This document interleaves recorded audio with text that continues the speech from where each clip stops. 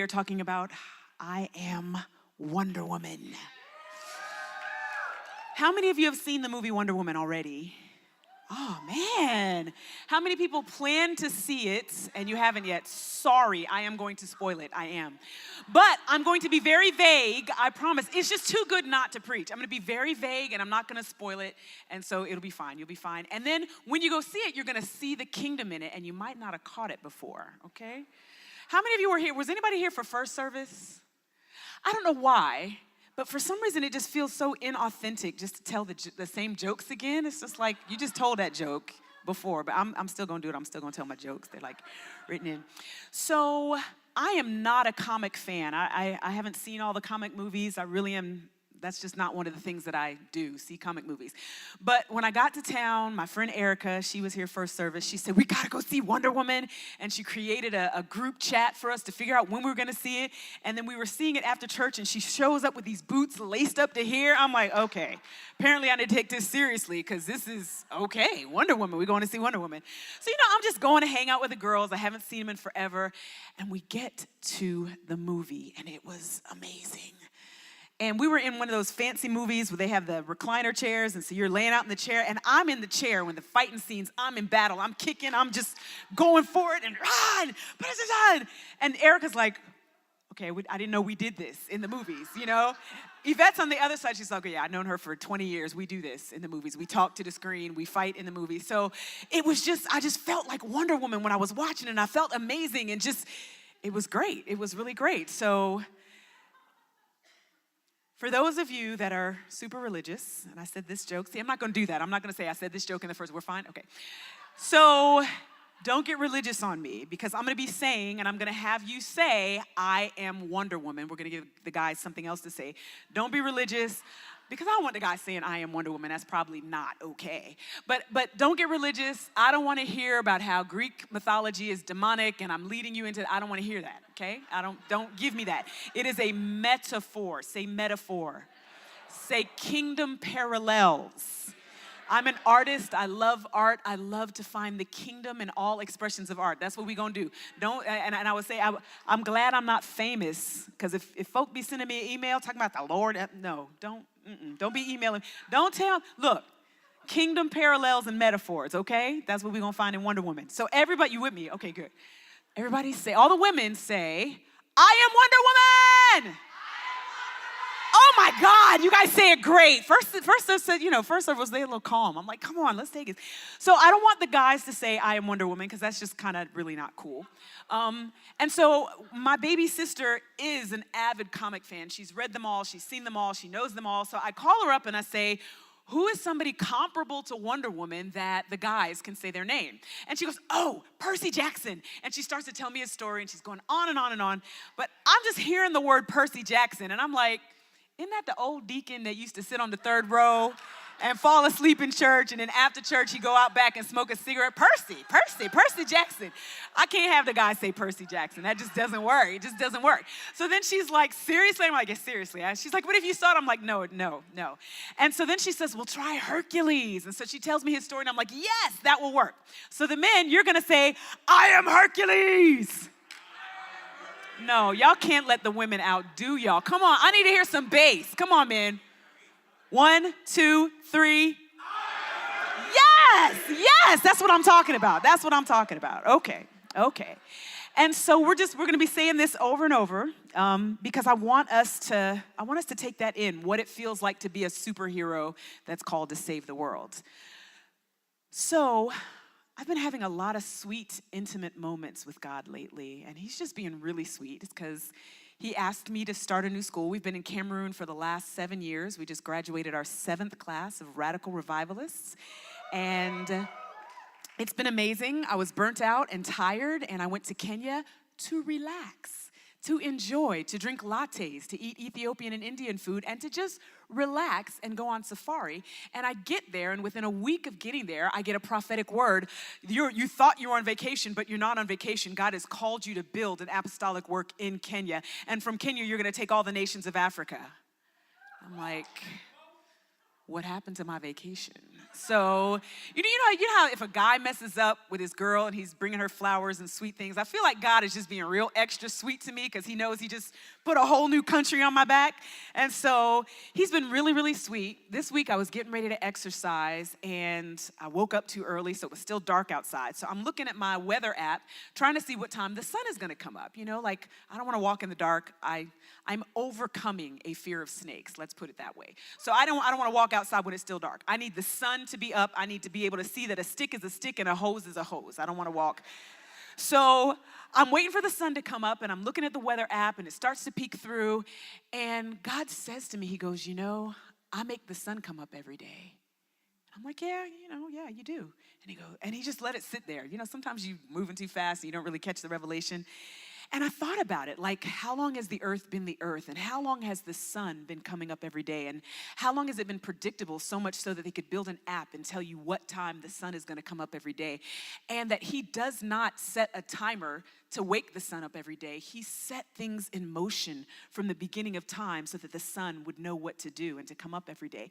And it's constant, it's consistent. There's no cosmic anything that's happened where the sun hasn't come up. I'm like, wow, God, you're pretty amazing. So then I'm outside and I'm power walking and I look up and you know how sometimes the moon is still there in the sky and you can see it. So I was looking at the sun, I was looking at the moon and I'm like, oh God, you're amazing. And you're the God of the universe. You're the God that rules over the whole earth. And I just felt just the weight of his glory and who he is as the God of the universe. And so I, spent the rest of my time power walking, just worshiping and loving on him. And it was a great walk. We had a sweet time together and I didn't think anything else about it. So we're gonna have a vulnerable moment. I don't really love to, but I have agreed with God that I'm going to share my faults and flaws so that people can grow from them. Don't love it, but I'm willing to, let's put it that way. So please grow from whenever I share a fault and a flaw. Don't make me be naked and vulnerable for no reason. So take what you can get from this and grow as much as possible. But I have, all of my life, had a problem with fear and anxiety. And I have been through prophetic deliverance and every kind of deliverance and have had prophetic words and sozos and, training tools, how to change your mind not to live in fear. And I've gotten so much better. And I have tools that whenever it rises up, I know what to do. I can rebuke fear. I can speak against fear. I have a lot of tools. So me and fear and anxiety have this thing where I win most of the time, except for when I don't. And that's usually when I choose.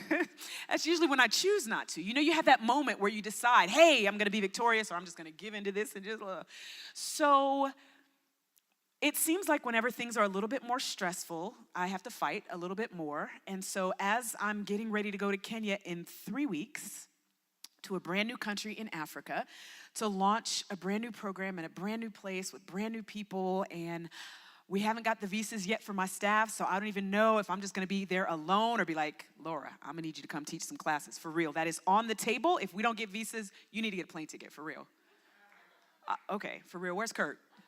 Kurt, I'm gonna need you to know that if my people, but they are, because God said that they would, so I just trust them they will. But all these anxieties have been building up and all these fears, am I is this gonna work? We're trying, it just feels like at times that Cameroon was magical, and everything has worked so perfectly and it's grown and the glory of the Lord shows up. It's more amazing than my wildest dreams. But what if it doesn't happen again? Which is a stupid question, because what if it does? But at 3 o'clock in the morning, these are the things that go through your mind. And I'm one of those people that I'm always thinking. I have a beautiful mind, and that's not necessarily a good thing. So at 3 o'clock in the morning, if I happen to wake up from sleep, it is very difficult for me to get back to sleep because my mind is thinking and thinking and thinking, and I can't find the switch to turn it off, and I'm worrying about this, and I'm thinking about that, and I'm worrying about this, and I'm thinking about that, and I can't make it stop, and I've learned to make it stop. One of the things that God has taught me is whatever you're worrying about, that thing is in the bed with you. So if I'm up worrying about the sermon that I'm going to preach on Saturday, that means all of you are in my bed. Not cool at all. So this week I had to put all of you out of my bed so that I could sleep. And people from work, I had to put them out of my bed. It's just, he's showing me, don't do this at night. Don't think about this at night. And if you do, all these people are in the bed with you. Is that what you want? No. So I was awake thinking and thinking and thinking and thinking and thinking. And I asked God, what do I need to do to be calm? That's one of my questions. Okay, you see me freaking out. It's been an hour. Been awake for an hour. what do I need to do to calm down? And it's so funny that Lindy shared that vision because she had shared it earlier this week, and that's exactly what he showed me. He said, right now you're on the bottom floor, and all the sticks and all the stones and all the worries and the debris and all the care is just beating you up. It's clobbering you. It is about to take you out if you let it. And he said, go up some floors, and go to the top of the building, and go to that place where you're seated in heavenly places, and where you're not worried, where you look down and everything that you're worried about right now looks so small. And so I started to worship, and I started to ascend. It was almost like I could feel myself on an elevator, ascending and ascending and ascending.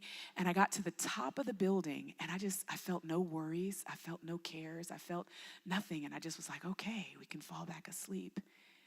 And then just as I'm drifting off to sleep, I hear his voice boom in the room.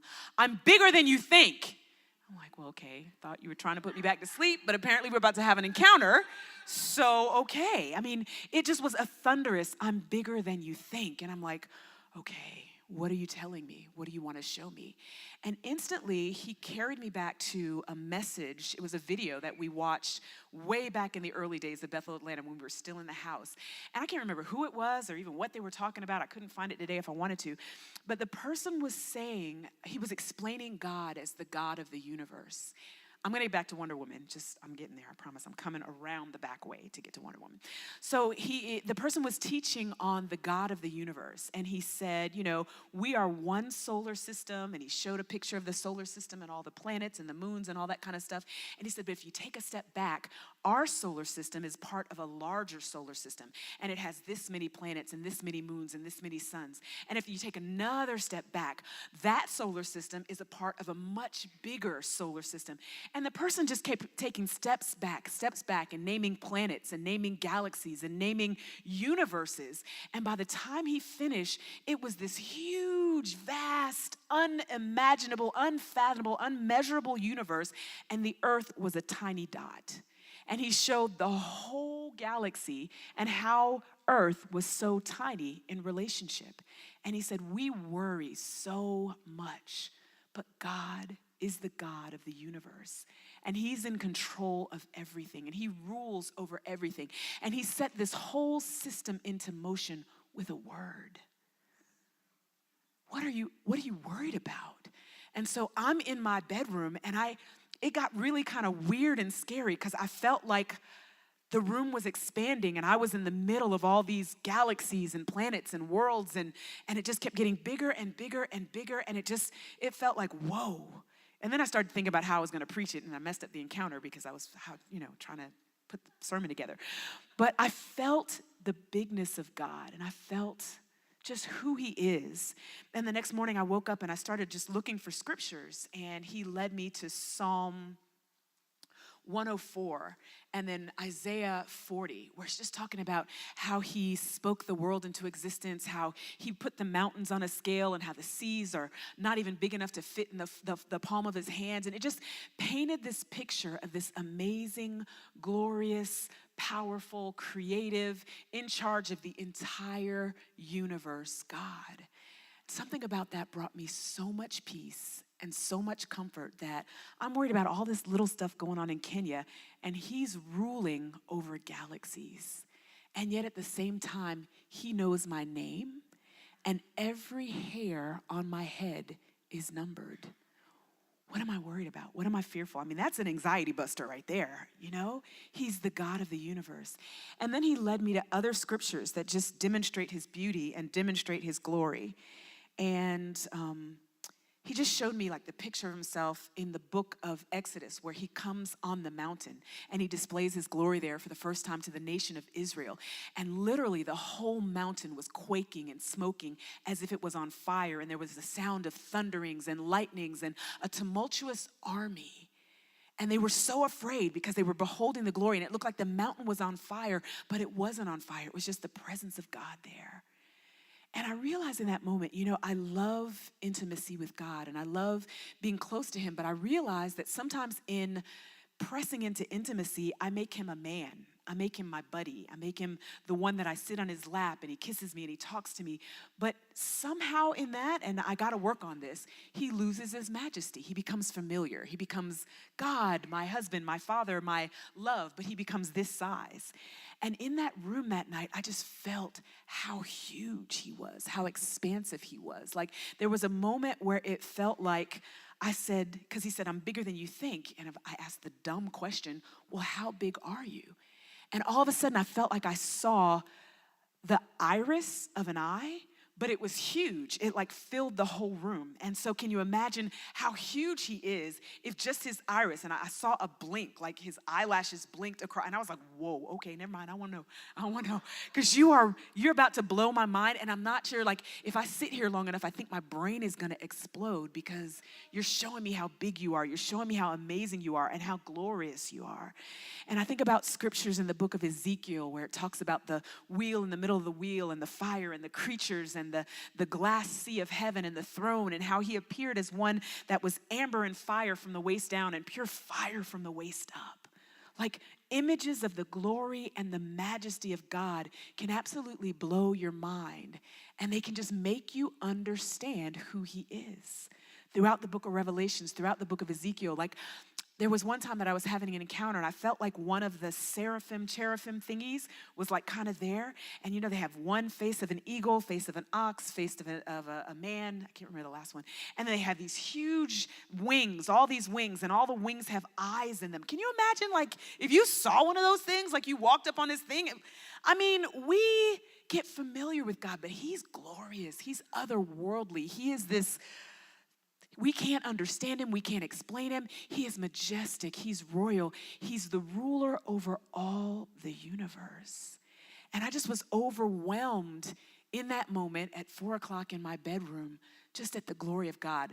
KLA Kenya, I just wasn't even thinking about. I wasn't thinking about any worries, any visas, any money. I wasn't worried about anything.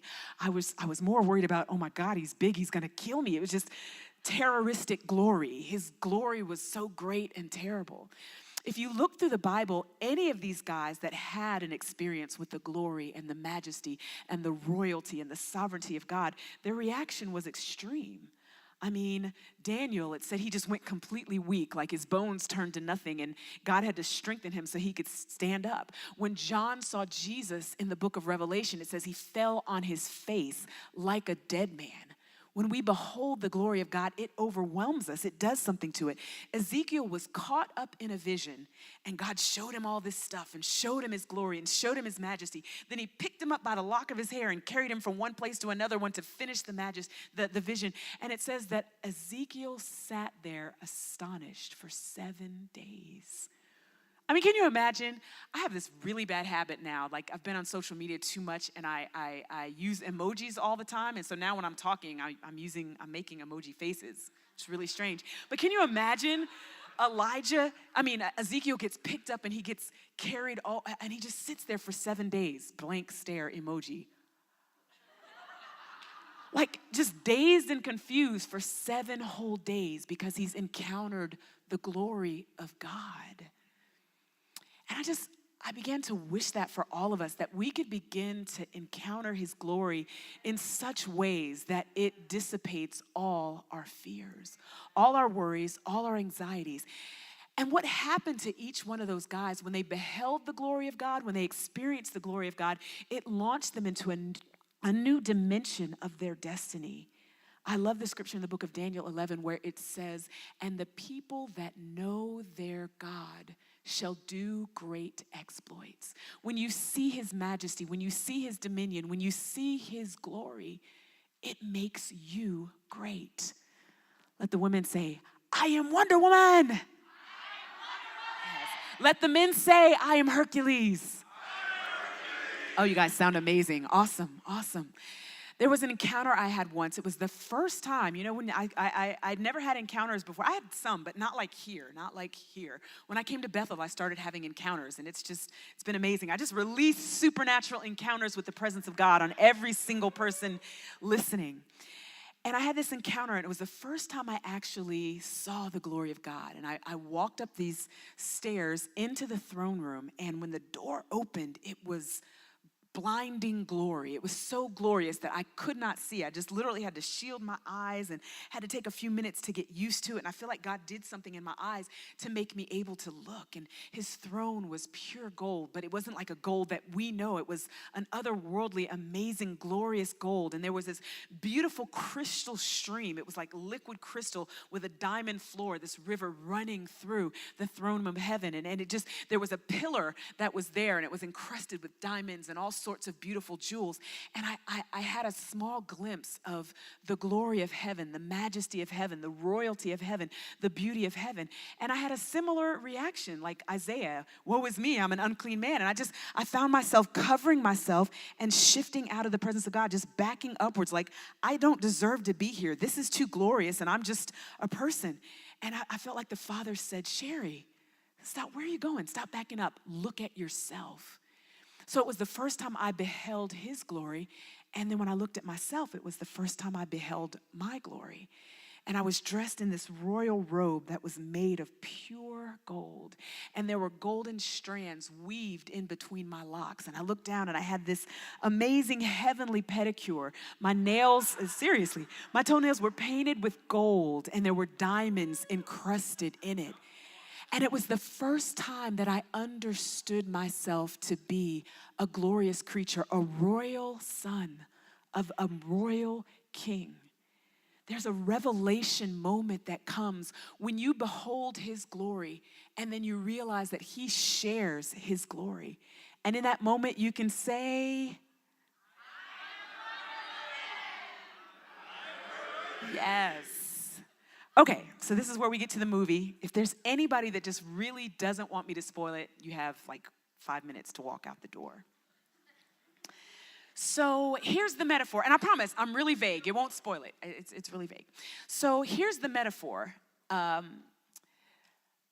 Wonder Woman is Princess Diana. She's the daughter of Hippolyta, or however you ever say it.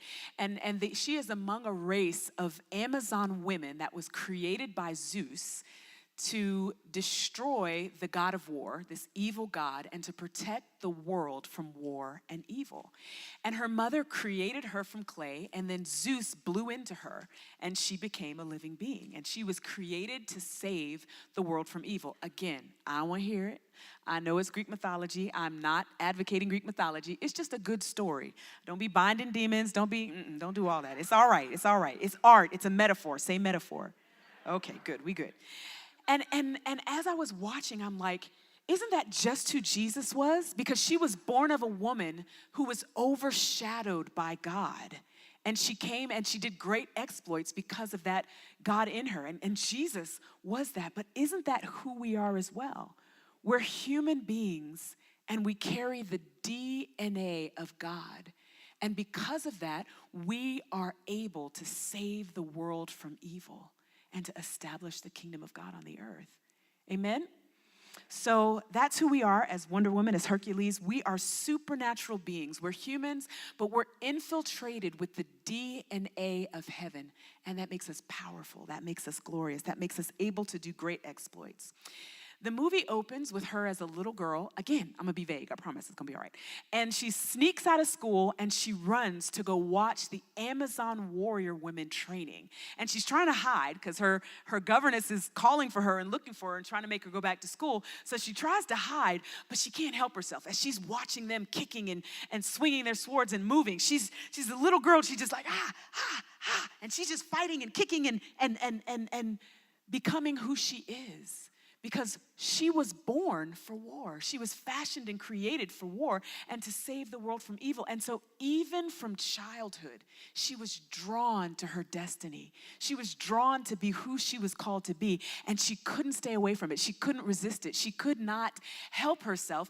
And the minute she saw someone doing what she was born to do, it awakened that within her. And she just came alive and was fighting and fighting and fighting. Whenever I'm teaching on purpose and destiny, it's one of my favorite messages to teach. I always ask people, go back to when you were a child. What pretend games did you play? What did you want to be when you were little? It'll give you great clues to your purpose and destiny. When we come fresh out of heaven, we are untainted by life and society and parents and all these fears and lies and everything that keeps us from doing and being what we're supposed to do and be. And so when you're playing pretend games as a child, think about yourself and then watch your children. What pretend games did you play?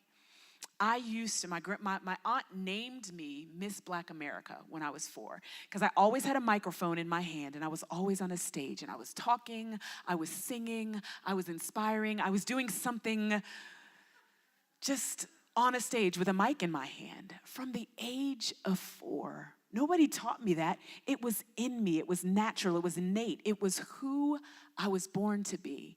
I used to line up my little baby cousins when I used to babysit them, and I'd give them assignments, and I'd make them take tests, and I'd grade the tests, and I'd discipline them. I'm the teacher. I'm the director. I had fun because I had authority so I could discipline. I'm the director of a school of ministry, and I teach for a living. Not sure that missionaries make a living, but I teach for a living. And so that was a clue when I was little of something I was born to do. My mom tells this embarrassing story of when I was 4 and I was on the living room floor. She was in the kitchen, and every few minutes I'd run into the kitchen and ask her how to spell a word that had something to do with reproductive anatomy. And I don't know what I was writing to this day, but I wrote my first book when I was 4 years old. So just like little Diana in the movie, who couldn't help but sneak out and watch the fight and just would fight and fight and fight, when I was 4, I began doing all the things that I was born to do, that I was created to do. I was living and walking in my purpose and destiny at 4 years old. Just take a moment and think back to who you were when you were little. What pretend games did you play? What did you want to be when you grew up, other than a fireman and a ballerina and all those things? But what did you really want to be? That'll give you clues to your destiny. As a young woman, Wonder Woman snuck to be trained for battle. She'd get up in the middle of the night and go, and her aunt was training her, and she would go to war because she couldn't help herself. She wanted to be trained. She wanted to be what she knew on the inside of her that she was supposed to be. The time came for her to answer the call. Someone came and said, there's a war going on. And she knew that her destiny was to end war. She was supposed to kill the war god. And her mother was like, no, we're staying here. We're not going out there. It's not safe out there. And she goes, no, this is what I was born to do. And in the middle of the night, she sneaks away to go and to go to battle, to go to war. And no matter how much it may inconvenient to you, no matter how much it might be scary, when it is time for you to answer the call of your destiny on your life, if you're listening and if you're undistracted and if you're courageous, you'll go for it no matter what, no matter what cost. Her mother said, because they were living on an island separated from the rest of the world, and her mother said to her, you may never come back. You might never see us again. We might never see you again. And you're going to a very dangerous place. Those people out there don't deserve you. Things could go really, really bad. And she goes, it doesn't matter. This is what I was born to do. This is who I am. You know the thing that made me sad? So me and Erica and Yvette are sitting in the car just dissecting the movie afterwards. And we said, all these warrior women are on this island training for war and preparing for war just in case war hits the earth. And then when war came and they were asked to come do something about it, they said, no, we're going to stay here on the island where it's safe. Isn't that just like the church? Ouch. How many of us just stay within the 4 walls of the church and we never go out to where the war is? Like, they looked ridiculous. Like, you guys are all day, you're slinging swords, you're shooting arrows, you're doing all this stuff for war, and then when war comes, you're like, nah, we're gonna stay right here. And that's what we do in the church so often, that when it comes time for us to actually do something about the battle that's being waged in the world, we stay in our comfort zone. And we're not willing to risk our lives. We're not willing to risk our hearts. We're not willing to risk everything for the sake of our destiny and for the sake of saving the world. It cost me a lot to go to Cameroon and be away from my family and my parents and you guys and everything comfortable and wonderful. But I can't not do it. I can't. It's costing me a lot to go to a new nation. It's scary. It's daunting. It's overwhelming. In Cameroon, I minister to all young people. The people that are signed up for KLA Kenya are pastors of churches. I'm like, okay. They're like, we want to get trained more. We want to know more. And I've started this church and I built this church. One lady is like, I have one church in Sudan and one church in Kenya. I'm like, why don't you teach me? And so it costs me something, but I know who I am. I know the destiny of my life. I know what I'm called to do. And if I don't do it, if Wonder Woman didn't go to the war, the whole world was going to be destroyed. If every single one of us as Christians don't answer the call of God on our lives, the whole world is going to be destroyed. We have to leave our comfort. We have to leave our paradise. We have to leave where we are and run to the war. She was so courageous. There was one scene, at the beginning, okay, let me go back a little bit. She was moved by compassion. So she's headed toward the war. She wants to go destroy the god of war. And there's one scene where they're moving. They're really going fast to get there. And this woman is holding a baby, and she stops her, and she says, "You got to help us. We've been here for years. We don't have food. There's nobody helping us, and we're all going to die." And she turns, Wonder Woman turns to the rest of their team, and she goes, "We have to help these people." And I'm like, focus. We can't help everybody. This is a very big war. If you stop and help everybody you see, you're not going to be able to get everything accomplished. We got to keep going. And she's like, "No way." This is a great scene because she's been covered up wearing this dress, and she busts out of her clothes, and she's like, "No, we're going to save these people." And she goes over this hill, and there's all these bullets and everything flying towards her, but she was moved by compassion. And that's how we have to be. In our purpose and destiny, it can't be about us, what we want to accomplish, what we want to do. Our motivation has to be compassion. These people will die without us. If we don't move, these people will die without us. I'm moved by compassion, and I'm not worried about all the bullets flying in this direction. I'm not worried about the report that says everybody that has tried this has died. I'm going to rise up and be who I was called to be, moved by compassion, and I'm going to save these people. And she busts up over this hill, and she's got her Wonder Woman outfit on, and she runs to the roar, full of courage, full of compassion, full of love. And it's only in that moment that we, the watchers of the movie, realize what Wonder Woman is capable of. Because before, you've just seen her kind of sparring with the other women on her island, and you don't know what she can do. But she's got all these guns whizzing at her, and she's fighting everything off, and nothing can touch her, and nothing can kill her. And you realize, oh, she's powerful. There's one scene where all these bullets from all these guns are coming right towards her, and she holds up her shield, and it's like, and nothing touches her. And you're like, yes! This is the moment I was like kicking and fighting and screaming the most, and I'm like, hold up the bracelets, hold up the bracelets. But she didn't hold up the bracelets. She didn't have to. She just held up her shield, and she fought off everybody. And you realize, oh, I didn't know she was like that bad. I'm not a superhero comic, so I don't know what they can do. So I didn't know she could do all that. I'm like, oh, okay. Wonder Woman is bad. I mean, she can, And how many of that is it like that for? Like, you won't know until you're in the heat of the battle. You won't know until you go to the front lines of the battle what you're capable of. You won't know what you carry on the inside until you're right there and all the guns are coming towards you. I don't know whether she knew, but in that moment, I knew as the watcher, she is invincible. I got real excited. I was like, oh, we gonna tear some stuff up. Wonder Woman is bad. I didn't know who I was and what I carried until I got to Cameroon. I'd taught a Bible study before. I'd ministered in churches before. I'd sang praise and worship before. But when I got to the front line of the battle in Cameroon, in the middle of my destiny, into the place that I was called to be, I realized and have continued to realize exactly what's on the inside of me. And there's nothing more strengthening than that, to just realize, hey, the Holy Spirit lives in me. I can do this. I can conquer this. This hardship came, but I held up my superpower bracelet. I almost went to Walmart and got me a Wonder Woman concert. I just need y'all to know. I was going to come with the bracelets and the tee. I was not going to wear the shorts, though. That was not happening. But I was going. So it's only when you're in the middle of battle that you realize what you're capable of. If you sit at home, if you stay within the four walls of the church, you'll never know how powerful you are. You'll never know how gifted you are. You'll never know the gifts and the power that God has deposited in you to fulfill your destiny. It's only in the middle of the battle that you begin to realize, I am Wonder Woman. Say it, say it, say it. Yes. Yeah. Okay. You guys are making me so happy. Y'all get me pumped. I'm not going to sleep tonight. The next point, oh, where's my notes? Lord help me, Jesus. Where's my notes? Okay, the next point is she was destroying what she thought was the enemy. She was destroying what she thought was the God of war.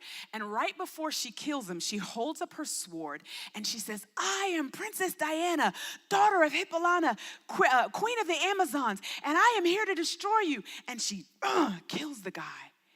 And for some of us, that's exactly what we need. We need to know our identity. She could call out her name. She knew where she was from, and she knew what she was born to do. And in that moment of self-affirmation, she was able to overthrow who she thought was the enemy. Some of us need to spend some time in the presence of God and have an identity check, an identity moment. God, who am I? Whose daughter am I? What am I called to do? What have you given me power to overcome? We need to begin to affirm ourselves. She said it a few times. I am Diana. When I get stressed out in Cameroon and frustrated and discouraged and I feel like we're going to be out of money and like things are happening bad and nothing's going to work, sometimes I have to just get by myself. I listen to my prophetic words, listen to them, and then I arise and I say, I am Sherri Lewis, daughter of Robert and Joyce Lewis, daughter of Bethel Atlanta. I am called to take nations. I'm called to restore the kingdom DNA to the nations of Africa. And then I raise my sword and I keep fighting.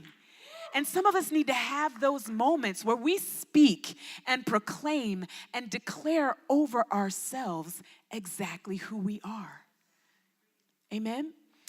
Then she has a crisis of faith where things don't go right, and she just begins to wonder, are these people even worth it? Like, I'm Princess Diana, I'm the daughter of Zeus. Are they even worth who I am? Her mother told her before she left, they're not worthy of you. And she just was like, why am I giving my life? Why am I giving myself away? You people are inherently bad anyway. Why am I trying to save the universe? And I feel like that happens to each one of us at critical periods of time where we just have moments where we just begin to wonder, not am I amazing, but are they worth it? Is this sacrifice worth it? Is this something I should give my life for? I'm running out of time. Y'all be patient. Y'all stay with me a little bit longer. Is that okay? Okay, we're good. Okay. So I had this crisis of faith. I've had a lot of crises of faith in Cameroon. We've had, I've told y'all before, I'm not going to keep whining about it. We've had a lot of people die. We've had moments when we didn't have enough. We just had some crises. And so this time it was a different crisis of faith, although we had a different crisis of faith, and it was just me. This is my mom. She is the most loving person you ever want to meet on the planet. And she passed all of that down to me. And so I'm super loving. I have this mother heart that's just mush. And most of the time that's great, but sometimes it's not great when I give too much and when I don't set boundaries and when I don't take care of myself because I'm so busy taking care of everybody else. So we were having there were a lot of things happening in Cameroon where I just felt I've been loving too much. I've been giving too much, and it's not healthy. And there were a couple of people on my staff that were not doing what they were supposed to do, and I didn't confront. I just kept loving them and just was being too nice. And then there was another person that I was giving something to, and they just got this sense of entitlement, like, no, you need to give me some more. And I was like, look at here, wait a minute, I love you, but don't get crazy. And so and then there were just some other things going on that made me feel, I just had this moment of I'm doing too much. I'm loving too much. I'm tired. I'm giving too much. And I got angry because in order for a mushy mother not to overdo it, anger is the only way I know how to protect myself. So I have to make myself real mad and think about all the stuff they did to upset me just so I can say no. Terrible flaw to have. And so I worked myself up to this place of being mad. I'm going to tell them all. I'm going to tell them no. I'm going to set boundaries. I'm not going to be like this anymore. And I actually said a prayer. God, make me not love so much. What kind of prayers? After all the prophecies I've gotten about being a loving mother, but I said it in that moment. Help me not to love so much. So I walk into school that night and we're about to head into praise and worship and I got my mean face on. Like, I'm not going to love so much. I'm just, I need to be mean. You guys are going to take advantage of me. I just was like, and my kids were like, what's wrong with you? And I'm like, okay, she's having one of those days. And so there was a young lady who was a first-year student, and I don't want to say too much, but I blessed her with something, and she's just been transformed the whole year. She's just become a brand new person. It's just been beautiful to watch the change, and I've poured a lot of love into her, and she's just amazing. And so lately she tells me all the time when she sees me, I've never been loved before the way you love me. Nobody has ever given to me the way you've given to me. You have made me a new person by the way you've loved me. And every time she says it, it just melts my heart, and I just feel grateful to be who I am most of the time. But this night, I was like, no. And so I'm in praise and worship. My heart is hard. I'm not even worshiping. The kids are kind of walking by looking at me like, who did it? It wasn't me. And so I'm just like, just making my heart hard. You know, we're in worship. I don't want my heart to melt in worship because I got to keep my resolve.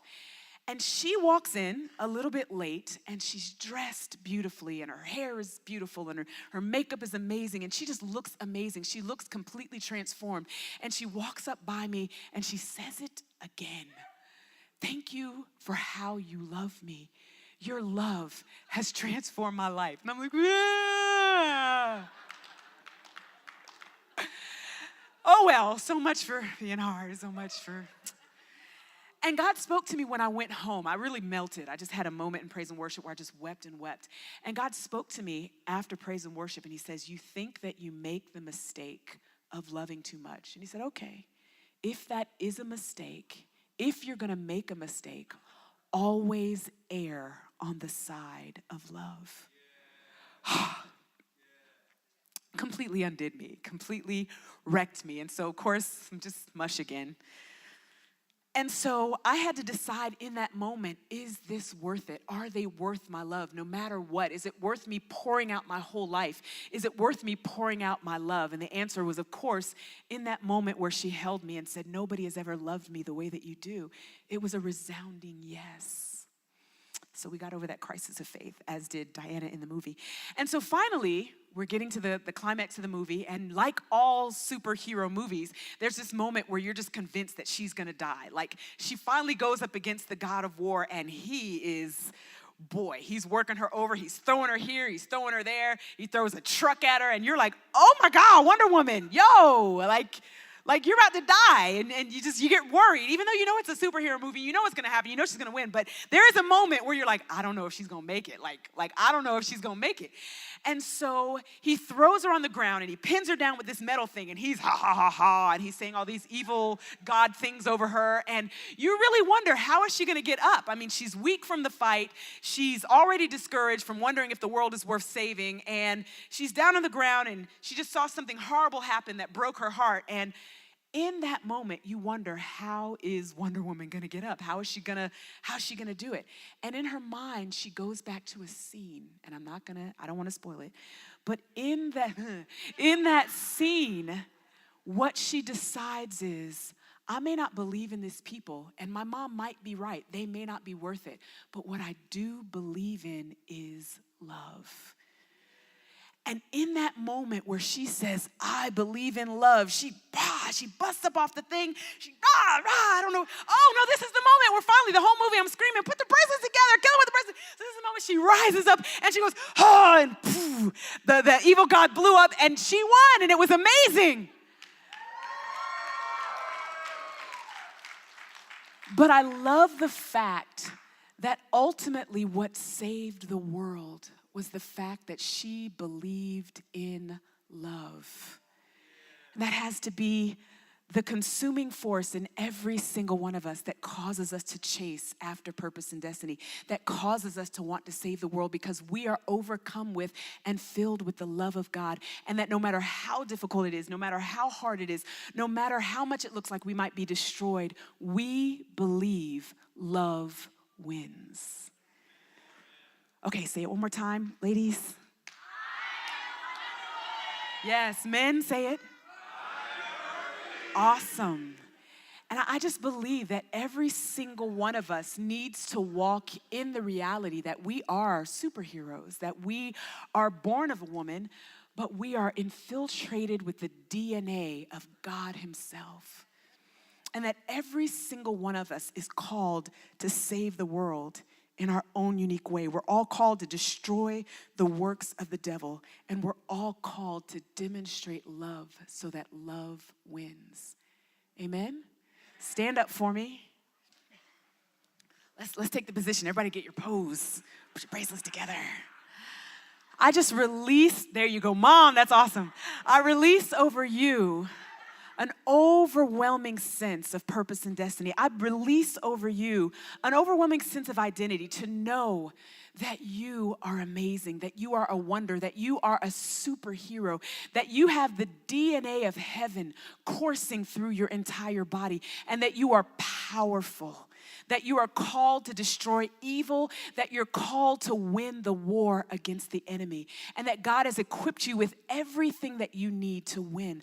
I release into you supernatural love that will win no matter what. And I release to you courage and just a driving sense of purpose that no matter what, you're willing to give all and sacrifice all for the good of the kingdom, for the advancement of the kingdom. I bless you with courage. I bless you with fearfulness. I bless you with a sense of identity. I bless you to rise up and to know who you are and to pursue your purpose and destiny as a superhero. In Jesus' name, amen, amen, amen, amen, amen. Thank you for listening to Servant of the Day. Stay connected with Bethel Atlanta through www.BethelAtlanta.com.